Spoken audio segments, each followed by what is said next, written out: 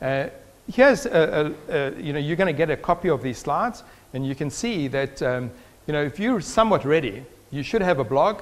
You should already have 10 to 20 posts on it, so that you seem to do something regular. And you'll have a Twitter profile, and you would be tweeting the blog post that you are writing. You would have a LinkedIn profile, and it would be at 100%. Okay? So you would have filled it in with all the details that is necessary. And your LinkedIn connections are growing. So you set yourself a target. How do I get to 250 in a year? Well, it's like 20 or 30 or 40 a month, and you try and spend the time to do that. So you can pretty much figure out, are you ready? Because if you're down here, you need a lot of personal growth and time and effort to do this.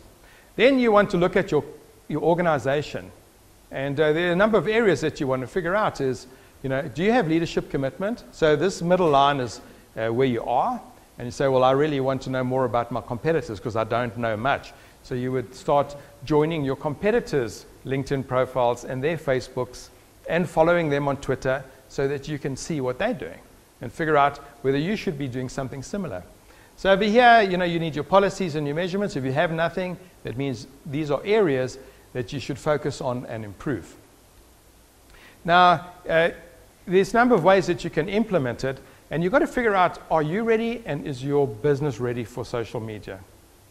So if you find that you're in this space, which probably most of us are because it's pretty new and we're trying to find out how to get going, you would want to do a DIY solution. Get the manual, and in there it'll show you how to use these 6 social media platforms and just guide you slowly where you just do it one at a time, a little pilot project. If you find that you need documentation in your company and you have a bigger company and you need to spread this around, then you can get documentation. We can white label a solution for you. And if you find you're a company that has the money and has to get online now, you would need to really get some consulting. And there's a position that seems to be available right now. It's a social media marketing manager. Okay, the social media manager. There's nobody like that out there, and yet companies need this person to help them, guide them and manage them. So when you look at the training, depending on which technology you choose, for instance, on LinkedIn, like I said, get your LinkedIn profile to 100%. There's a process, have a policy, answer questions, and set it all up. So if you structure it this way, everyone in your organization knows what they're looking for. Choose the technology that you need. Most of webmasters nowadays can create you blogs, and you can even create your own Twitter page. But I think it's important that you think about your corporate branding and you brand everything so you have a nice look and feel. Website, blog, and Twitter. This is the guy you're looking for. Okay, the social media manager. How can he help me manage my business? Well, this is what the social media manager needs to do. He needs to build a campaign calendar. Okay, and once you've got the calendar, you need to look at what campaigns you're going to run. So build a blueprint that's going to say to you, this is what I want to do. And you want to look at every campaign as an 8-week campaign. More like 12 weeks, but 4 weeks of planning and 8 weeks of execution.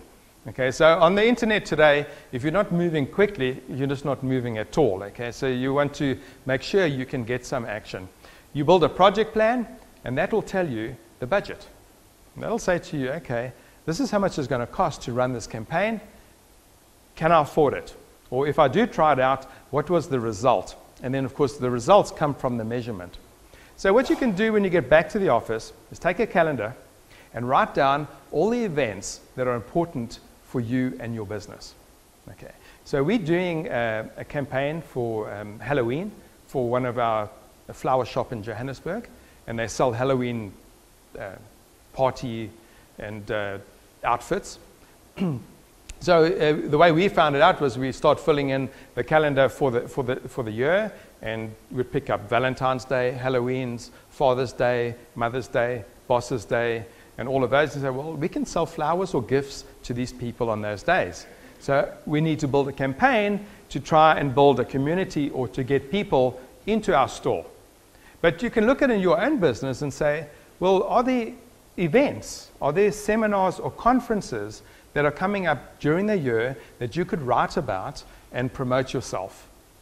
You also want to look at whether you, like with a bank or any organization that has a financial year end, they'd want to promote some of that information out there to the audience. So if you do the calendar, then you go through this and you select the events that you want to campaign about.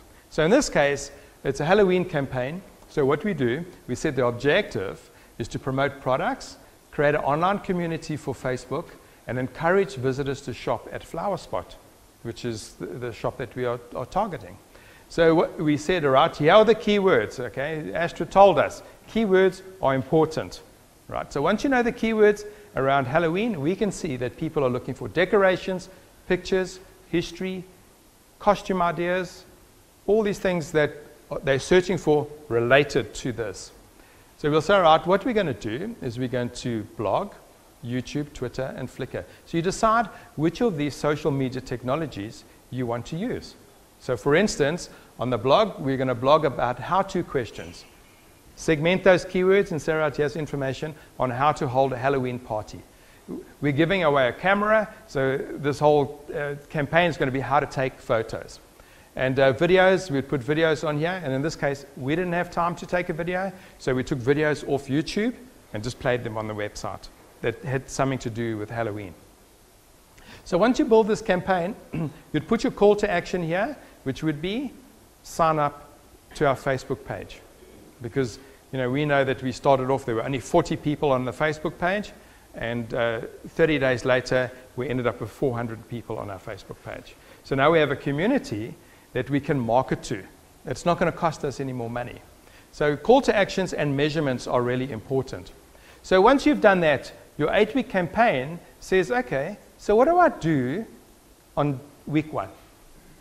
Well, by segmenting the keywords, we say, well, let's talk about history, trivia, and facts. Because this is 8 weeks ahead of time. This is what people are searching for. The next week, we're going to say how to take a Halloween photo, Halloween party ideas, and Halloween decorations. So you carry on for all 8 weeks. Or if you want to segment it to 4 weeks, you can do that.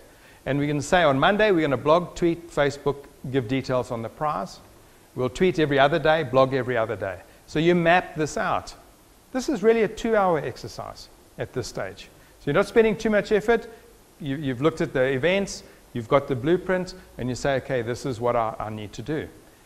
Now, writing a blog post takes time. It could take you 2 hours if you're not familiar with writing. You might outsource it to people to write for you. Then that would cost you money, so you can at least budget for that. So when you build the project plan, which now says, I'm preparing, here's a landing page I've got to create, because whatever I do, I need people to land on a page and sign up to Facebook, because that's my measure of success. If I didn't do that, we could be tweeting and blogging all day, and we really wouldn't know what the impact was. So if this is successful, this client would be more than happy to try a Valentine's Day campaign in the new year, and we try and build the campaign up. So your project plan, you would get the prize details from the client, you brainstorm the campaign, you do keyword research, and then you put these blueprints in place. So once you have that idea, it's easy to put a budget together and say, in this case, it cost 20,000 Rand to do an 8-week campaign. And we ended up with 400 Facebook people joining. So you do the maths and you divide it and say, was it worth it? And what can I do differently?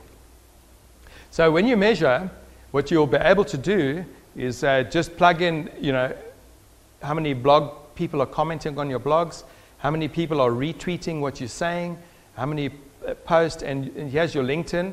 You can start adding your LinkedIn number of subscribers, followers, and connections. This is the most important thing about anything on the internet.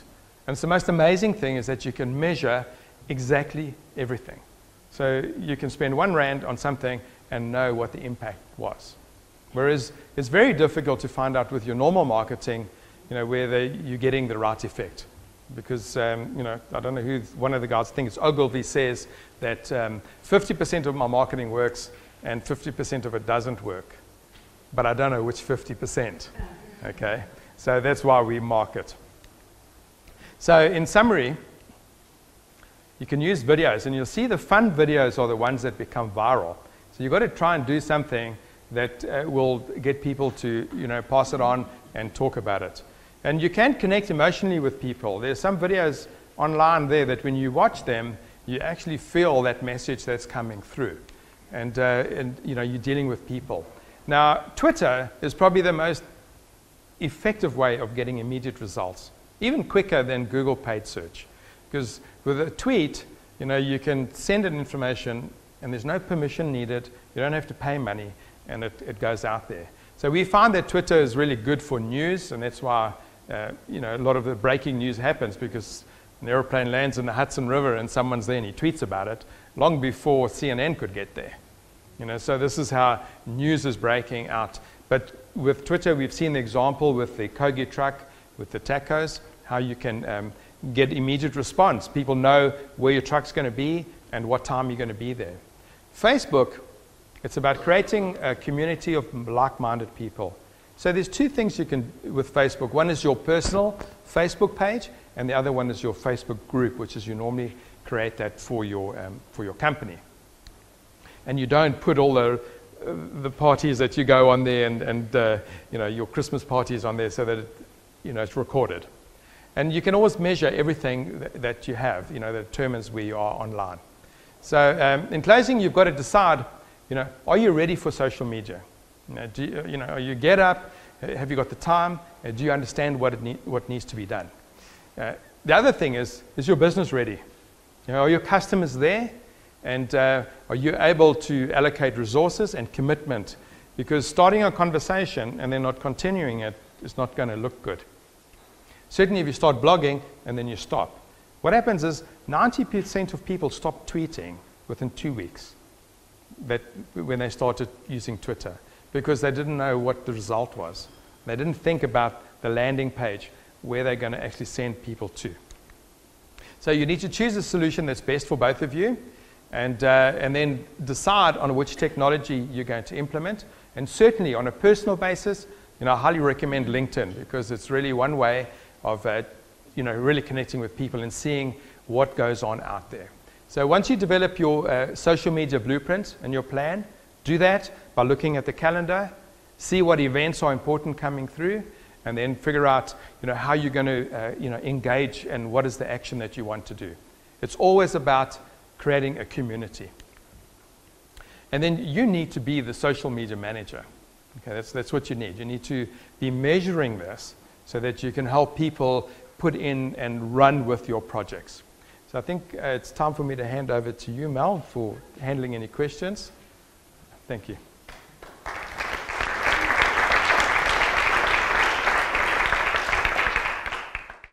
Just to end off very quickly, thank you so much for being here. We really hope that we've been able to give you information that is going to help you in your business. If you would like a copy of the slides today, and we are also offering a free web scan, which is a very comprehensive report on your current website and how it's performing. It gives you very valuable knowledge. If you would like the slides and the web scan, there is a glass bowl on this first table. Please just leave your business card in that.